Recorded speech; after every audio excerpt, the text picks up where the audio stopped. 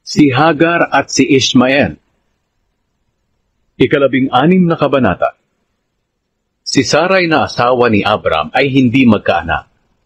May alipin siyang babae na taga-Ehipto na ang pangalan ay Hagar. Sinabi ni Sarai kay Abram, "Dahil hindi pinahintulutan ng Panginoon na magkaanak ako, mabuti pa sigurong sumiping ka sa alipin kong babae. Baka sakaling magkaroon tayo ng anak sa pamamagitan niya." Pumayag si Abram sa sinabi ng kaniyang asawa, kaya ibinigay ni Sarai si Hagar kay Abram para maging asawa nito. Nangyari ito matapos manirahan si Abram sa Kanaan ng 10 taon. At nagbuntis nga si Hagar. Nang malaman ni Hagar na buntis siya, hinamak niya si Sarai.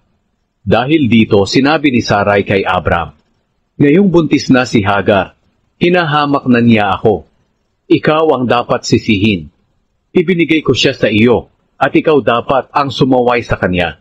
Ang Panginoon na ang humatol kung sino sa atin ang tama." Sumagot si Abram, "Kung ganoon, ibabalik ko siya sa iyo bilang alipin mo, at bahala ka kung ano ang gusto mong gawin sa kanya." Simula noon, hindi naging maganda ang pakikitungo ni Sarai kay Hagar, kaya lumayas na lamang ito. Nakita si Hagar ng anghel ng Panginoon doon sa bukal ng tubig sa ilang. Ang bukal na ito ay malapit sa daan na papuntang Shur.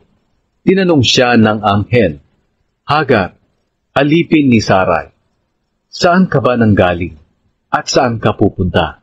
Sumagot siya, "Lumayas po ako sa amo kong si Sarai."